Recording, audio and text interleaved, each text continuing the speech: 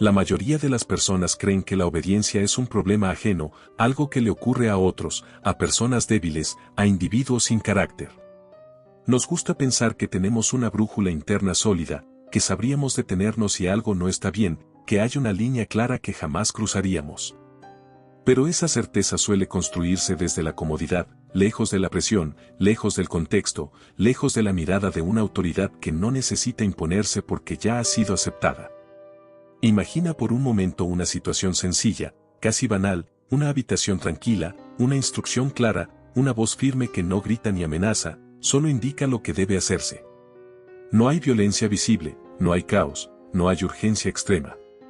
Y aún así, algo dentro de ti se ajusta, se alinea, se acomoda a esa orden. No porque estés convencido, sino porque parece lo más razonable. Lo más normal. Lo más correcto en ese instante. Lo inquietante no es la orden en sí. Lo inquietante es lo rápido que la mente empieza a justificarla. Como aparecen pensamientos suaves, casi tranquilizadores, frases internas que dicen no es tan grave, alguien más sabe lo que hace, no es mi responsabilidad. Y sin darnos cuenta, lo que parecía una simple indicación se convierte en una acción ejecutada sin resistencia. La obediencia rara vez llega disfrazada de amenaza. Casi nunca se presenta como algo brutal o espícamente inmoral. Llega vestida de normalidad, de procedimiento, de deber. Se apoya en la confianza, en la estructura, en la idea de que el sistema funciona y que nuestro papel dentro de él es pequeño, casi irrelevante. Y cuando uno se siente pequeño, también se siente menos responsable. Hay una trampa invisible en todo esto. Una trampa que no necesita cerraduras ni cadenas. Funciona porque no despierta alarma. Porque no activa el miedo, sino algo mucho más sutil, el deseo de encajar, de cumplir, de no ser el problema. La autoridad, cuando es efectiva, no obliga. Sugiere. Ordena con calma.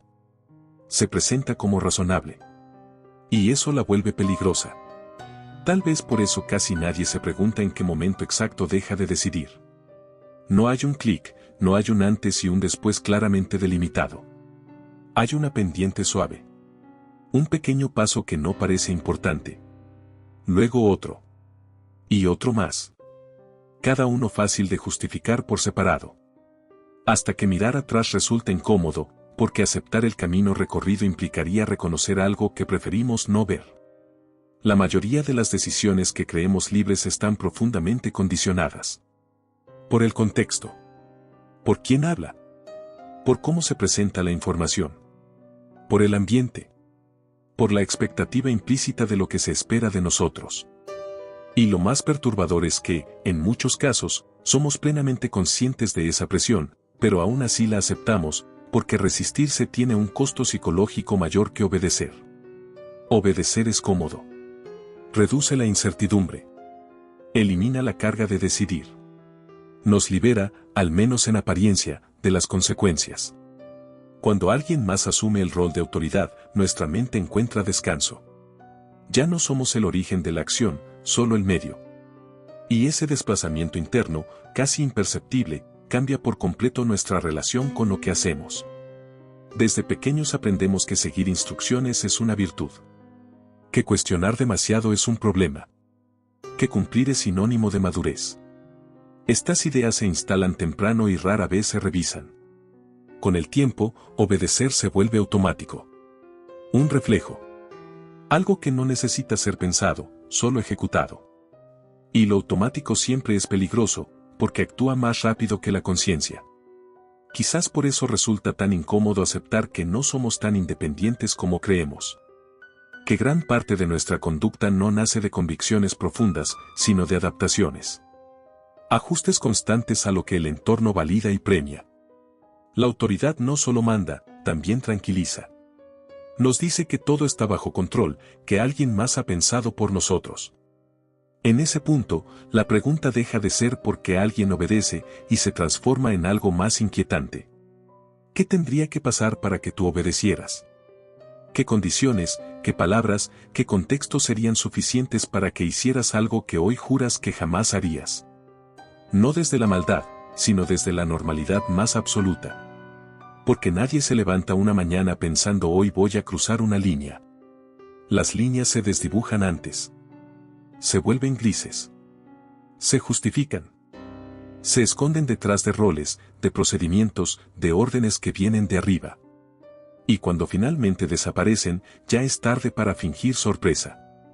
Tal vez el verdadero problema no sea la autoridad, sino nuestra relación con ella. Nuestra disposición a ceder criterio a cambio de seguridad. Nuestra necesidad de sentir que alguien más tiene el control. Porque mientras alguien mande, nosotros no tenemos que decidir. Y decidir siempre implica riesgo. Este no es un tema cómodo. No lo es porque apunta directamente a una ilusión que protege nuestra identidad, la idea de que somos plenamente dueños de nuestros actos. Cuestionar eso no destruye la moral, pero sí desnuda algo más profundo, la fragilidad de nuestra autonomía cuando se enfrenta a una estructura que sabe exactamente cómo hablarnos. Y aquí es donde conviene detenerse un momento.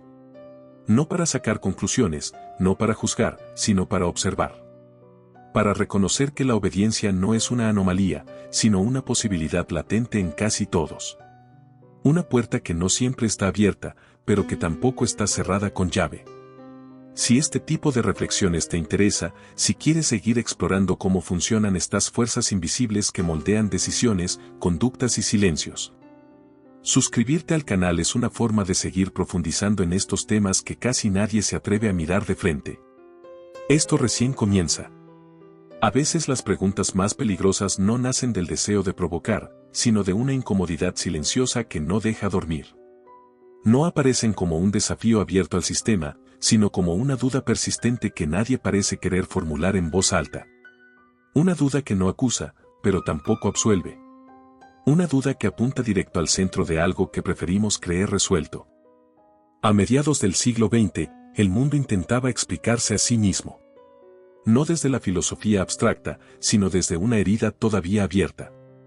Había una necesidad colectiva de entender cómo personas comunes podían participar en actos que, vistos desde fuera, resultaban incomprensibles. Pero la mayoría de las explicaciones buscaban una salida tranquilizadora. Se hablaba de monstruos. De fanáticos. De mentes enfermas. De una diferencia clara entre ellos y nosotros. El problema es que esa explicación era demasiado cómoda.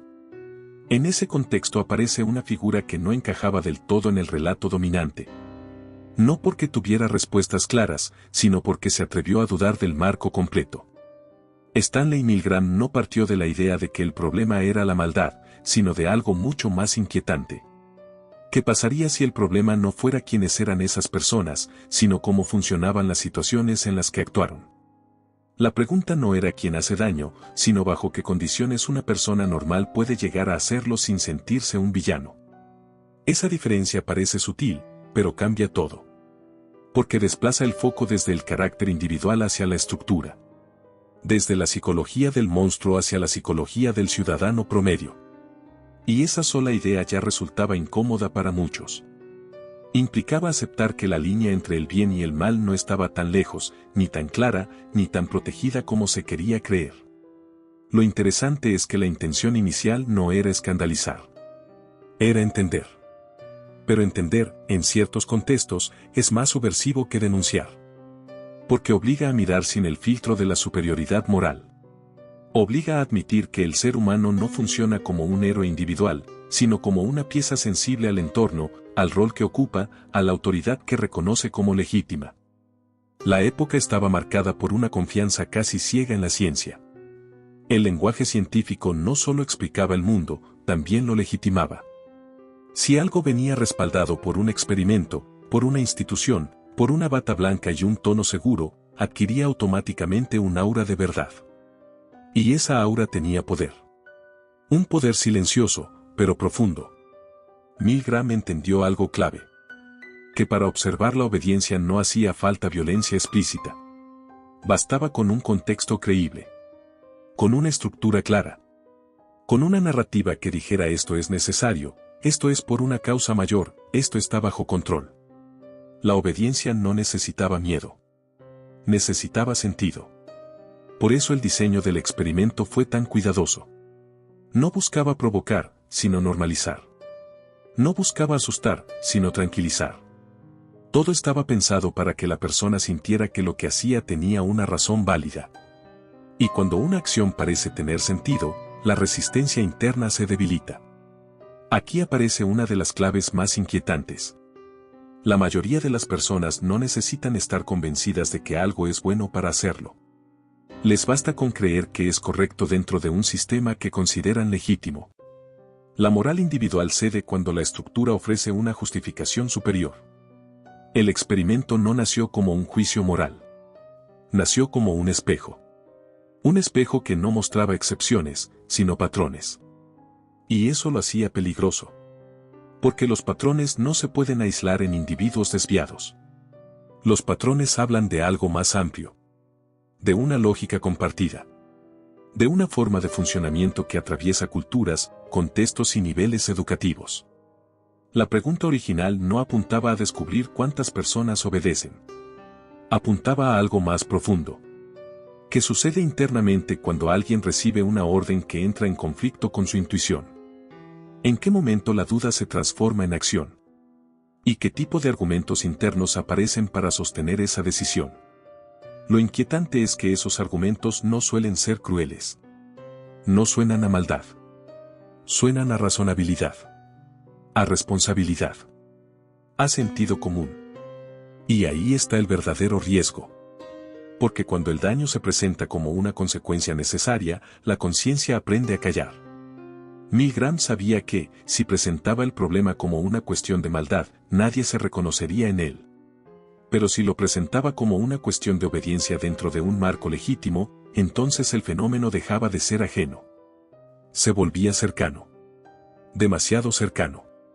Por eso el experimento no se desarrolló en un entorno hostil. No había gritos, no había caos. Había orden. Claridad. Procedimiento. Todo lo que transmite seguridad. Todo lo que reduce la ansiedad de quien participa. Y cuando la ansiedad baja, la vigilancia moral también lo hace. Lo que se estaba poniendo a prueba no era la crueldad, sino la capacidad de una estructura para absorber la responsabilidad individual. Para transformar una acción personal en un simple paso dentro de un proceso más grande. Cuando eso ocurre, el individuo deja de preguntarse si debe hacerlo y empieza a preguntarse si lo está haciendo bien. Esa es una diferencia fundamental. El experimento nacía de una intuición incómoda. Que el mayor peligro no está en las personas que cuestionan todo, sino en las que cumplen sin cuestionar. No por maldad, sino por adaptación. Por confianza. Por la tranquilidad que ofrece saber que se espera de uno. Y quizás por eso generó tanta resistencia desde el inicio. Porque no ofrecía una explicación tranquilizadora. No permitía decir esto no me representa. Al contrario. Invitaba a una pregunta mucho más difícil de esquivar. ¿Qué tan diferente soy yo, realmente, cuando el contexto cambia? A medida que el diseño tomaba forma, se hacía evidente que el experimento no iba a responder solo una pregunta académica. Iba a tocar algo más profundo. Algo que tiene que ver con la forma en que las personas se relacionan con el poder, con la autoridad, con la idea de responsabilidad. No se trataba de señalar culpables. Se trataba de observar un mecanismo. Y los mecanismos no tienen intención. Funcionan.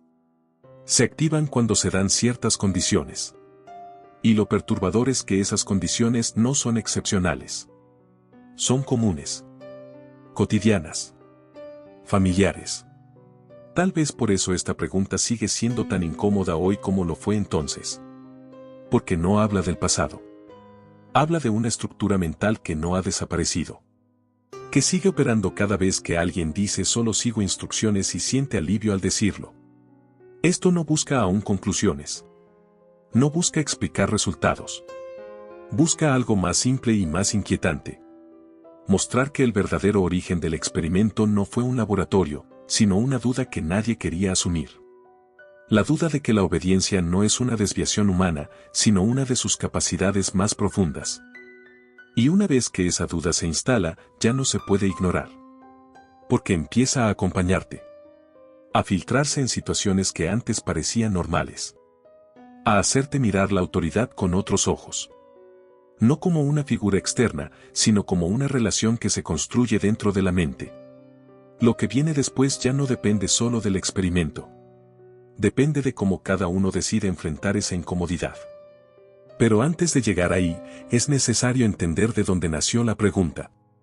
Porque a veces, el verdadero punto de quiebre no está en la respuesta, sino en atreverse a preguntar.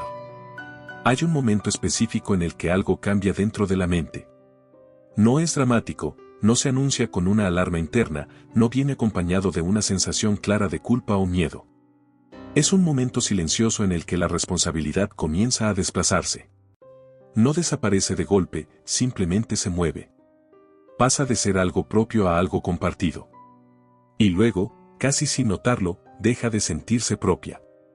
Al principio, la persona todavía se percibe como agente. Sabe que es ella quien ejecuta la acción. Pero al mismo tiempo empieza a aparecer una idea tranquilizadora. Yo no decidí esto. Solo estoy cumpliendo. Esa frase, o alguna versión interna de ella, actúa como un sedante moral. Reduce la tensión. Calma el conflicto. Permite avanzar sin detenerse demasiado a pensar. La mente humana tiene una habilidad extraordinaria para protegerse del malestar psicológico. Cuando una acción genera fricción interna, cuando choca con la intuición o con ciertos valores, el cerebro busca una salida. Y una de las salidas más eficaces es la delegación de responsabilidad. Si alguien más es el autor de la orden, entonces uno puede verse a sí mismo como un intermediario. Un canal. Un instrumento. Aquí ocurre algo clave. La culpa necesita autoría. Necesita un yo claro que diga esto lo hice yo. Pero cuando la acción se diluye dentro de una cadena de mando, esa autoría se fragmenta. Se vuelve difusa. Y en esa difusión, la culpa pierde fuerza. No porque la acción cambie, sino porque la narrativa interna lo hace. Lo inquietante es que este proceso no requiere coerción. Nadie obliga a la persona a pensar así.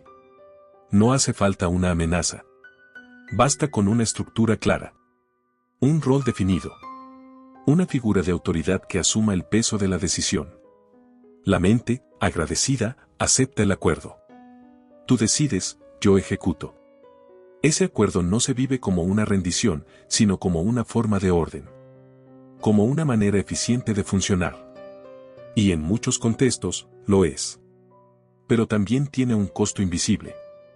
A medida que la responsabilidad se desplaza hacia arriba, la conciencia se apaga hacia adentro. El lenguaje juega un papel central en este mecanismo. Las palabras importan. No es lo mismo decir yo hago daño que decir el procedimiento requiere esto. No es lo mismo pensar estoy causando algo que pensar esto forma parte del proceso. El cambio es sutil, pero profundo. El lenguaje técnico, neutro, impersonal, tiene la capacidad de anestesiar la emoción.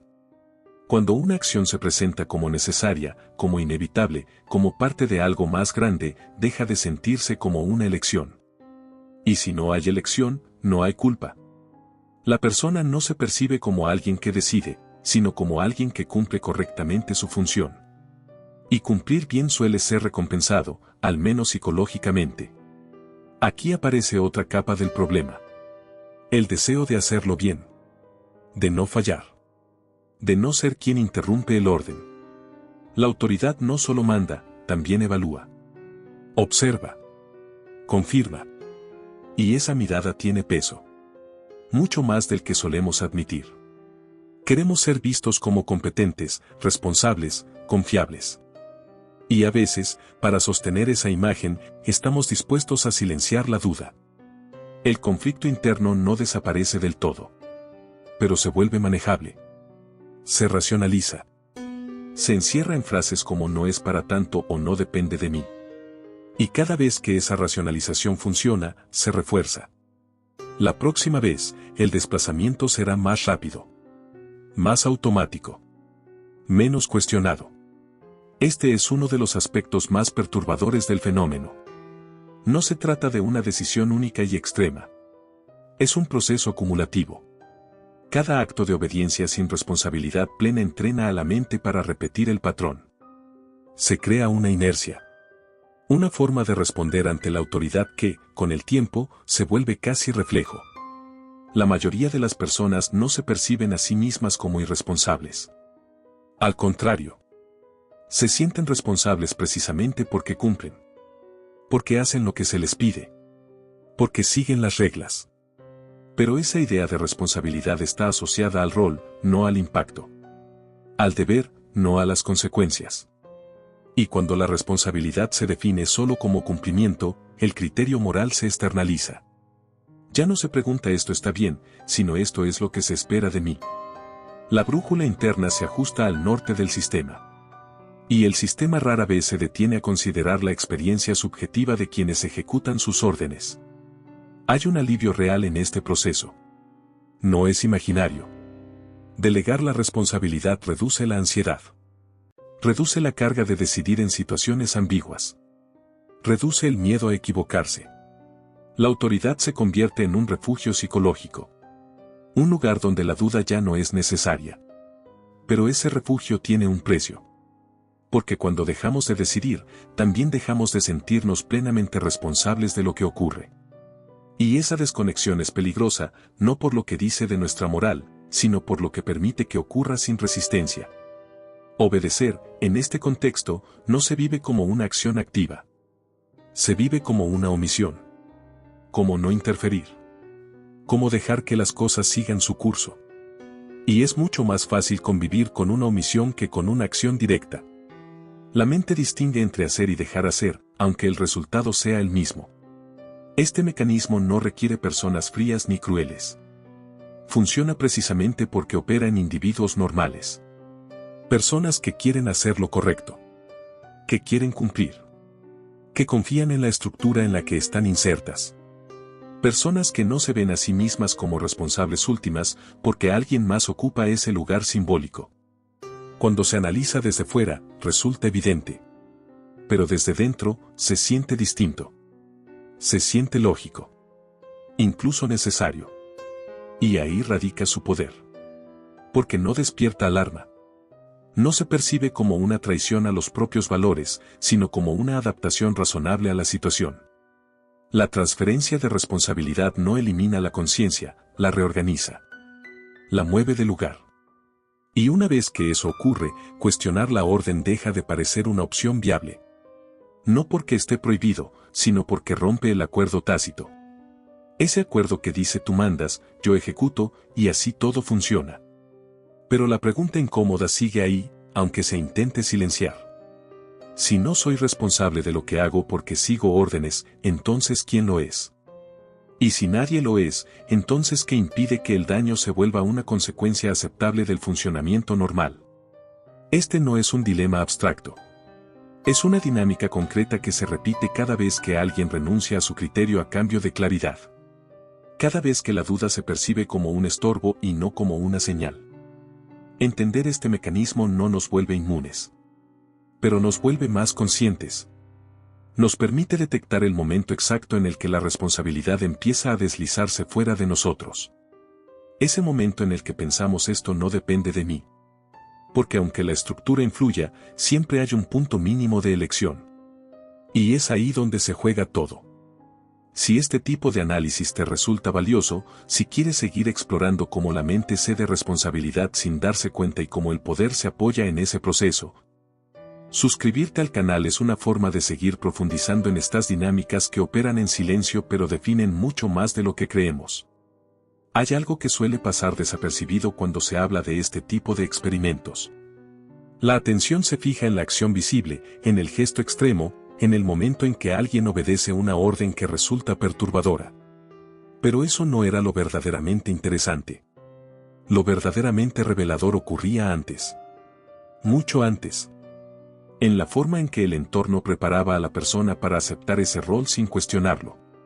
El verdadero experimento no estaba en la acción final, sino en la construcción de una realidad donde esa acción parecía lógica. Donde cada elemento reforzaba la idea de que lo que estaba ocurriendo tenía sentido. El espacio, el tono, los símbolos, el lenguaje. Nada era casual. Todo estaba diseñado para transmitir una sensación clara. Aquí hay orden. Aquí hay conocimiento. Aquí hay autoridad legítima.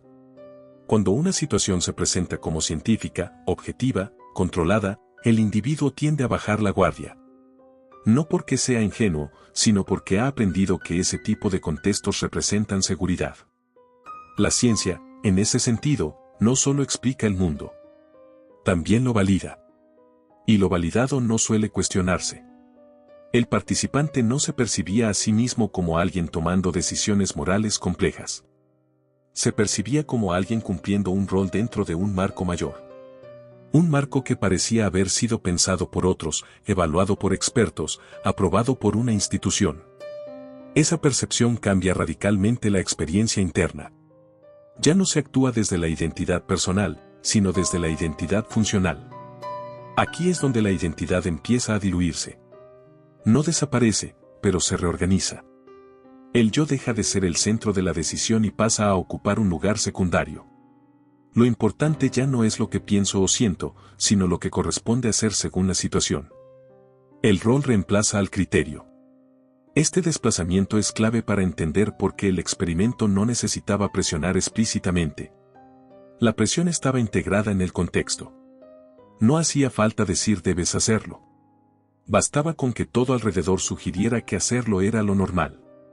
Y lo normal rara vez se cuestiona. El entorno actúa como una narrativa silenciosa. Cuenta una historia sin palabras. Una historia donde cada objeto, cada gesto, cada silencio confirma que hay una forma correcta de comportarse. Cuando alguien entra en esa historia, tiende a seguir el guión. No porque esté de acuerdo con cada línea, sino porque desviarse implicaría romper la coherencia del relato. Y romper la coherencia genera incomodidad. Lo interesante es que esta incomodidad no se vive como un dilema moral, sino como una sensación de estar fuera de lugar. De no encajar. De interferir. La resistencia no se castiga con violencia, sino con desajuste. Con la sensación de que uno está complicando algo que debería ser simple. Así, el experimento revela algo profundo. Que muchas veces no obedecemos porque creemos en la orden, sino porque creemos en el marco que la contiene. Confiamos en la estructura más que en el contenido específico de la acción. Y esa confianza es la base de casi todos los sistemas complejos. La autoridad, en este sentido, no es solo una persona. Es una atmósfera. Una combinación de señales que dicen esto es serio, esto es legítimo, esto está bajo control. Cuando esa atmósfera es sólida, la mente se adapta. Ajusta sus preguntas. Reduce su fricción. Aquí se rompe una idea muy extendida. La idea de que la obediencia surge cuando la persona pierde su identidad. En realidad, ocurre lo contrario. La obediencia surge cuando la identidad se redefine para encajar mejor en el sistema. No desaparece el yo, se transforma. Se vuelve funcional. Operativo. Alineado. El individuo sigue sintiéndose a sí mismo como alguien responsable, pero responsable dentro de un marco estrecho. Responsable de cumplir correctamente, no de cuestionar el propósito. Responsable de ejecutar bien, no de evaluar el impacto. Esa distinción es fundamental. Por eso el experimento no buscaba personas sin carácter. Buscaba personas normales. Personas capaces de adaptarse. Personas que entendieran las reglas implícitas del contexto. Personas que confiaran en que el sistema tenía un sentido que tal vez ellas no veían del todo, pero que existía. El verdadero hallazgo no fue que la gente obedece. Fue descubrir lo poco que necesita un sistema para lograr esa obediencia. No hace falta ideología extrema. No hace falta fanatismo. Hace falta orden. Claridad. Y una narrativa de legitimidad. Cuando esos elementos están presentes, la resistencia se vuelve rara. No porque sea imposible, sino porque se percibe como innecesaria. Como exagerada. Como una reacción desproporcionada frente a algo que parece controlado. Y aquí aparece una de las ideas más inquietantes de todas. La mayoría de las personas no se sienten manipuladas cuando obedecen en estos contextos. Se sienten razonables. Se sienten maduras. Se sienten responsables. Esa autoimagen protege al sistema, porque elimina la sensación de estar siendo usado. El experimento, entonces, no solo estudiaba la obediencia. Estudiaba la construcción de una realidad donde obedecer era coherente con la imagen que la persona tenía de sí misma. Y cuando una acción encaja con nuestra identidad, deja de generar conflicto. Esto explica por qué mirar el experimento desde fuera produce rechazo, mientras que vivirlo desde dentro produce normalidad. La distancia cambia todo. Desde fuera vemos el acto aislado. Desde dentro vivimos el proceso completo. Y el proceso está diseñado para que cada paso parezca lógico. La identidad individual no se pierde de golpe. Se va ajustando. Se vuelve flexible. Aprende a convivir con pequeñas incongruencias porque el marco general parece sólido. Y cuando el marco es sólido, la mente tolera grietas sin colapsar. Aquí es donde el experimento se vuelve verdaderamente incómodo. Porque deja claro que no se trata de un fallo excepcional. Se trata de una dinámica estructural. Algo que ocurre siempre que una persona se integra en un sistema que define roles, objetivos y criterios de éxito. La pregunta ya no es por qué alguien obedeció, sino qué tipo de entornos estamos creando cuando premiamos la adaptación por encima del cuestionamiento. Cuando valoramos más la eficiencia que la reflexión. Cuando confundimos orden con legitimidad. El experimento muestra que, bajo ciertas condiciones, la identidad personal puede volverse secundaria sin que la persona sienta que ha perdido algo. Al contrario, siente que ha ganado claridad, dirección, un lugar definido. Y eso es lo que lo vuelve tan relevante. Porque no habla de un caso extremo, sino de una lógica que se repite cada vez que aceptamos un marco sin revisarlo. Cada vez que asumimos un rol sin preguntarnos qué exige realmente de nosotros. El verdadero experimento, entonces, no terminó en el laboratorio. Sigue activo. Cada vez que alguien se adapta sin cuestionar. Cada vez que el contexto parece tan legítimo que deja de ser visible. Cada vez que la identidad se pliega suavemente a una estructura que promete orden a cambio de criterio. Lo inquietante no es descubrir que esto ocurre. Lo inquietante es reconocer lo fácil que ocurre. Y lo poco que hace falta para que suceda. Hay una reacción casi automática cuando se escucha hablar de obediencia y daño. Una distancia inmediata. Una separación mental que dice yo no haría eso, yo sería diferente, yo me daría cuenta. Esa reacción no es casual. Es una defensa. Una forma de proteger la imagen que tenemos de nosotros mismos. Porque aceptar lo contrario no solo incomoda, amenaza directamente nuestra identidad. La mayoría de las personas no se ven a sí mismas como obedientes. Se ven como razonables. Como críticas. Como capaces de pensar por cuenta propia. Y en abstracto, esa percepción no es falsa. El problema aparece cuando esa autoimagen se pone a prueba dentro de un contexto específico. Porque la obediencia no suele presentarse como una orden absurda, sino como una decisión lógica dentro de una situación que parece legítima. Aquí es donde ocurre el mayor autoengaño. Pensar que la obediencia es un defecto de otros. De personas menos informadas, menos inteligentes, menos conscientes. Esa creencia funciona como un muro psicológico. Nos protege de la idea de que nosotros también estamos condicionados. De que nuestras decisiones dependen más del entorno de lo que nos gusta admitir. Pero la evidencia apunta en otra dirección. No obedece más quien piensa menos. Obedece más quien se adapta mejor. Quien entiende rápido lo que se espera de él. Quien quiere cumplir correctamente su rol. La obediencia no es torpeza. Es ajuste. Aceptar esto resulta profundamente incómodo. Porque implica reconocer que nuestra sensación de autonomía es frágil. Que depende de factores externos. Que puede erosionarse sin que nos demos cuenta. Y esa fragilidad choca con la narrativa moderna del individuo fuerte, consciente y autónomo. Por eso preferimos pensar en términos de ellos. Ellos obedecieron. Ellos no cuestionaron. Ellos se dejaron llevar. Esa distancia moral nos tranquiliza. Nos permite observar el fenómeno sin sentirnos implicados. Pero esa tranquilidad es engañosa. Porque el mecanismo no distingue entre ellos y nosotros. Funciona igual. El experimento pone en evidencia algo que suele pasar desapercibido. Que la mayoría de las personas no actúa desde principios abstractos en situaciones concretas. Actúa desde señales. Desde expectativas. Desde la lectura del contexto. Y cuando el contexto es claro, estructurado y legitimado, la duda pierde fuerza. Creer que uno se rebelaría es fácil cuando no hay consecuencias inmediatas. Cuando no hay presión social. Cuando no hay una figura que observe. Pero en el momento real, la mente hace cálculos rápidos. Evalúa riesgos. Evalúa costos. Evalúa que se pierde al resistir. Y muchas veces, resistir parece una opción más costosa que obedecer. Aquí aparece otra ilusión poderosa. La de la superioridad moral retrospectiva. Mirar hacia atrás y pensar yo habría actuado distinto. Esa ilusión ignora un detalle clave. Que en el momento, la persona no siente que está haciendo algo extremo. Siente que está cumpliendo. Que está siendo razonable. Que está siguiendo un procedimiento. Nadie se percibe a sí mismo como parte de algo oscuro mientras lo está haciendo. La narrativa interna siempre encuentra una justificación. Una explicación aceptable.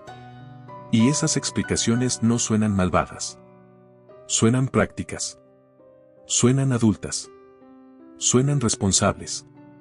Reconocerse dentro de este patrón duele. Porque obliga a soltar la idea de que la moral es algo fijo, interno, inmune al contexto. Obliga a aceptar que la conducta humana es más flexible. Más moldeable. Más dependiente de la situación. Y eso genera una inseguridad profunda. Por eso muchos prefieren rechazar el mensaje antes que integrarlo. Prefieren pensar que el experimento demuestra algo excepcional. Algo extremo. Algo que no aplica a la vida cotidiana. Pero esa lectura es otra forma de defensa. Porque lo verdaderamente inquietante es que el mecanismo opera precisamente en lo cotidiano. La obediencia más peligrosa no es la que ocurre en situaciones extremas. Es la que ocurre en entornos normales. Donde nadie siente que está cruzando una línea. Donde cada paso parece pequeño. Donde el daño no se percibe como propio, sino como una consecuencia distante.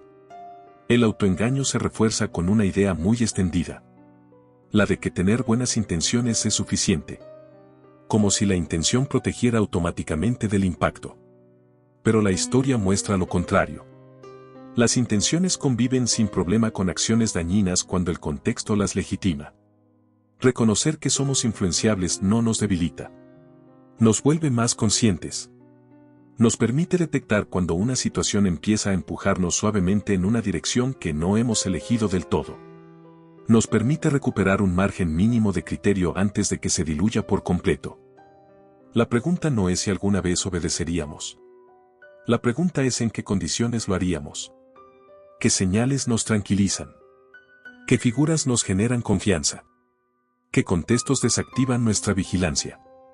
Porque ahí es donde se juega la diferencia entre actuar conscientemente y actuar por inercia. La mayoría de las personas no quiere hacer daño. Pero la mayoría tampoco quiere conflicto. Y cuando esas dos fuerzas chocan, el contexto decide. No la moral abstracta.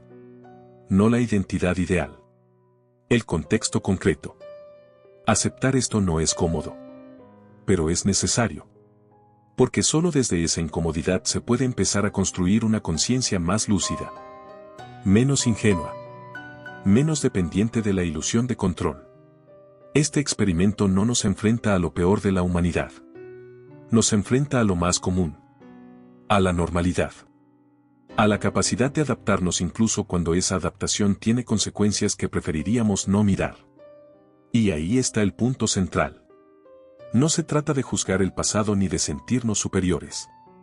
Se trata de entendernos. De reconocer nuestras propias zonas ciegas. De asumir que la obediencia no es una excepción, sino una posibilidad siempre presente.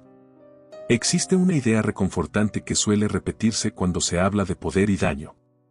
La idea de que los sistemas opresivos necesitan personas crueles, frías, excepcionalmente malas para funcionar. Que sin individuos extremos, el engranaje se detendría. Esta idea tranquiliza porque vuelve al problema externo. Lejos. Ajeno. Pero también es falsa. El poder no se sostiene gracias a personas extraordinarias. Se sostiene gracias a personas normales. Personas que trabajan, que cumplen horarios, que siguen procedimientos, que hacen lo que se espera de ellas sin sentir que están haciendo nada especial. El verdadero combustible del poder no es la maldad, es la normalidad. Los sistemas complejos no podrían funcionar si dependieran de individuos violentos o fanáticos. Esos perfiles son inestables, impredecibles, difíciles de controlar. El poder eficiente necesita algo distinto. Necesita previsibilidad. Necesita personas que respondan de manera consistente a incentivos claros. Personas que se adapten. Por eso la obediencia cotidiana es mucho más valiosa que la obediencia forzada. La obediencia que nace del hábito, del rol, de la rutina, es silenciosa y sostenible. No genera resistencia abierta. No produce conflicto constante. Se integra al día a día como algo natural. Aquí aparece una verdad incómoda. El poder no necesita imponer. Prefiere que se acepte. Porque lo aceptado no se cuestiona. Y lo que no se cuestiona se perpetúa sin esfuerzo. Cuando una estructura logra que sus reglas se perciban como normales, deja de necesitar vigilancia constante. La violencia explícita es costosa. Genera rechazo. Genera memoria. Genera oposición. En cambio, la obediencia voluntaria genera estabilidad. Nadie se rebela contra lo que percibe como lógico. Nadie lucha contra lo que siente familiar. Por eso los sistemas más duraderos no se construyen sobre el miedo, sino sobre la adaptación. Sobre la idea de que cumplir es lo correcto.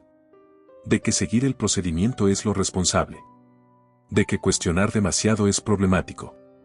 La disidencia no se elimina, se vuelve incómoda. Las personas normales son ideales para este tipo de estructura porque no se ven a sí mismas como engranajes. Se ven como individuos cumpliendo su función. Esa percepción protege la autoestima. Permite seguir adelante sin conflicto interno. Nadie quiere sentirse parte de algo dañino, pero muchos aceptan ser parte de algo normal. El poder entiende esto desde hace tiempo. Por eso se presenta como organización, como sistema, como institución. No como voluntad personal. No como imposición arbitraria. Cuando el poder se diluye en procesos, nadie siente que está obedeciendo a alguien en particular. Se obedece al sistema. Y el sistema parece neutral. Esta neutralidad es una ilusión poderosa. Porque elimina la sensación de enfrentamiento. No hay un enemigo claro. No hay una figura contra la cual rebelarse. Solo hay reglas. Procedimientos. Expectativas. Y resistirse a eso no parece heroico, parece inútil. La normalidad también tiene otra ventaja. Es replicable. No depende de líderes carismáticos ni de figuras excepcionales. Cualquiera puede ocupar el rol. Cualquiera puede aprender el procedimiento. Eso hace que el sistema sea resiliente. Si una persona se va, otra puede reemplazarla sin que nada cambie. Aquí se revela una lógica profundamente maquiavélica. El poder más eficaz no busca individuos leales por convicción, sino individuos funcionales por adaptación. No necesita que crean. Solo necesita que cumplan. La creencia es opcional. El comportamiento no. Y cuando el comportamiento se vuelve habitual, la creencia suele seguirlo. La mente tiende a justificar lo que hace. Alinear la narrativa interna con la conducta. De ese modo, la obediencia no solo se ejecuta, se racionaliza. Se integra a la identidad. Por eso resulta tan difícil identificar el poder cuando funciona bien. No se percibe como opresión. Se percibe como orden.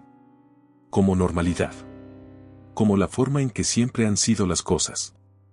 Y lo que siempre ha sido así rara vez se cuestiona. La figura del rebelde suele romantizarse, pero en la práctica es incómoda.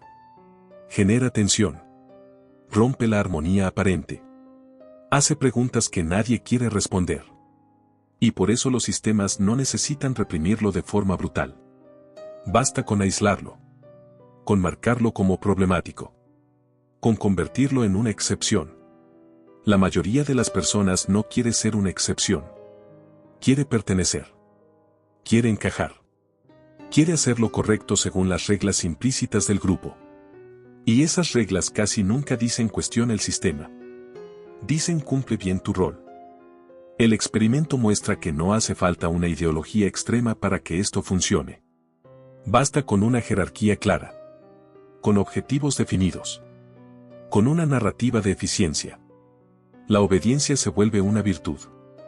Y la duda, un defecto. Este tipo de poder no se siente como dominación. Se siente como coordinación. Como trabajo en equipo. Como profesionalismo. Y ahí está su mayor fortaleza. Porque nadie se rebela contra lo que percibe como colaboración. Pero esa colaboración tiene un límite difuso. Un punto en el que cumplir deja de ser neutro y empieza a tener consecuencias que preferimos no mirar. Y sin embargo, el sistema sigue funcionando porque cada individuo solo ve su parte. Su tarea. Su responsabilidad acotada. El poder se protege fragmentando la responsabilidad. Nadie es completamente responsable de nada. Todos hacen una parte. Y cuando el resultado final es problemático, no hay un autor claro. Solo un proceso que siguió su curso. Las personas normales no son débiles. Son adaptativas. Y esa adaptabilidad es una de las mayores fortalezas humanas. Pero también es una vulnerabilidad. Porque nos permite sobrevivir en casi cualquier contexto, incluso en aquellos que no deberíamos aceptar sin cuestionar. La pregunta incómoda no es quién manda, sino quién mantiene. Y casi siempre, quienes mantienen no se sienten responsables de lo que el sistema produce. Solo sienten que están haciendo su trabajo. Y quizás ahí esté la clave más inquietante de todas. El poder no necesita villanos. Necesita personas que no se vean a sí mismas como responsables del todo. Personas que confíen en que alguien más, en algún nivel superior, está pensando en las consecuencias. Mientras esa confianza exista, el sistema puede seguir funcionando sin fricción. Sin resistencia. Sin necesidad de imponer nada.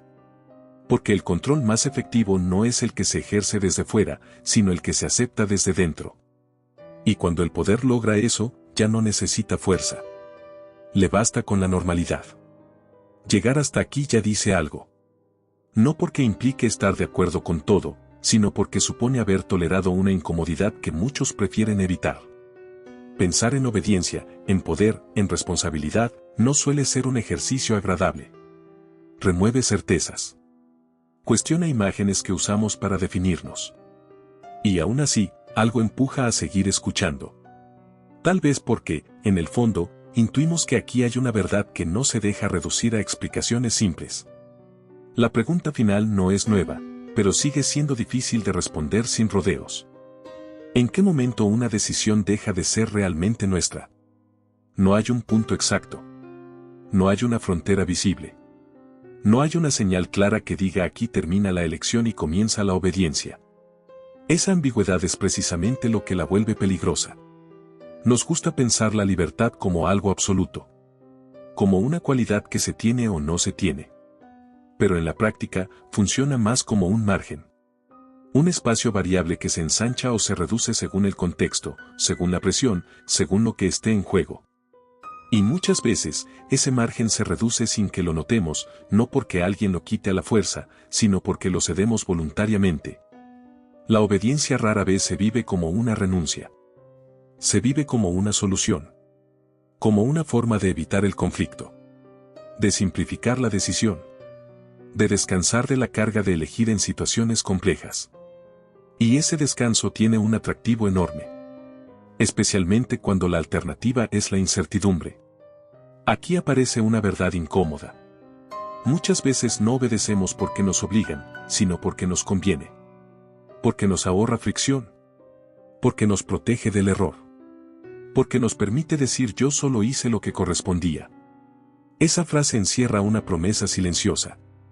La promesa de que, al cumplir, quedamos a salvo de la responsabilidad total. Pero la responsabilidad no desaparece. Solo se redistribuye. Se fragmenta.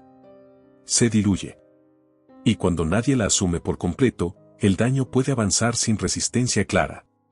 No como un acto intencional, sino como una consecuencia lógica de un sistema que funciona correctamente según sus propias reglas. La autoridad externa no sería tan efectiva si no encontrara una disposición interna. Una tendencia humana a buscar estructura, guía, claridad. Esa tendencia no es un defecto. Es parte de cómo sobrevivimos como especie. Pero cuando se combina con sistemas que no invitan al cuestionamiento, se transforma en una vulnerabilidad. Por eso la pregunta más importante no es quién manda, ni siquiera quién obedece. Es qué tipo de relación tenemos con la autoridad. Si la vemos como algo que nos libera de pensar, o como algo que puede ser interrogado. Si la aceptamos como incuestionable, o como una referencia provisional. La incomodidad aparece cuando reconocemos que no siempre queremos pensar. Que no siempre queremos decidir. Que hay momentos en los que preferimos delegar. Y esa preferencia no nos hace malos, pero sí nos vuelve previsibles. Y lo previsible es fácil de dirigir. No hay una respuesta cómoda para esto. No hay una fórmula que garantice inmunidad. Conocer estos mecanismos no nos vuelve automáticamente libres de ellos. Pero sí nos da algo valioso. Un segundo extra de conciencia. Un instante en el que podemos notar la presión antes de que se vuelva acción automática. Ese instante es pequeño, pero importa. Porque es ahí donde todavía hay margen. Donde la pregunta puede aparecer. Donde el piloto automático puede ser interrumpido, aunque sea brevemente. Y a veces, ese breve momento es suficiente para cambiar el curso de una decisión. La verdadera amenaza no es la autoridad visible. Es la autoridad interiorizada. Esa voz que dice no compliques las cosas, no es tu lugar cuestionar, alguien más sabrá lo que hace. Esa voz no grita. Susurra. Y por eso se confunde fácilmente con sentido común. Pensar estratégicamente no significa desconfiar de todo, ni vivir en oposición constante. Significa entender las dinámicas en las que participamos. Reconocer cuando una estructura nos está empujando suavemente a obedecer sin pensar. Y decidir, al menos una vez más, si estamos dispuestos a aceptar ese empuje.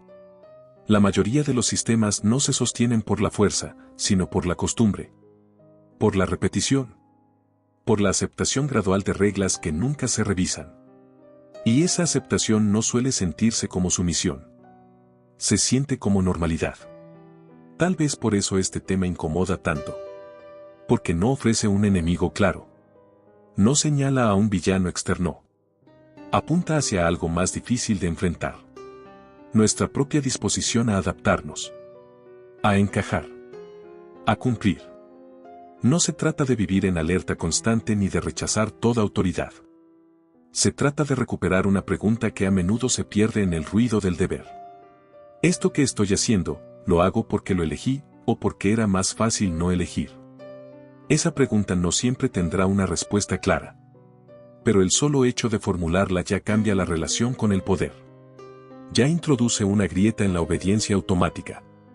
Ya devuelve una parte del criterio que suele entregarse sin darse cuenta.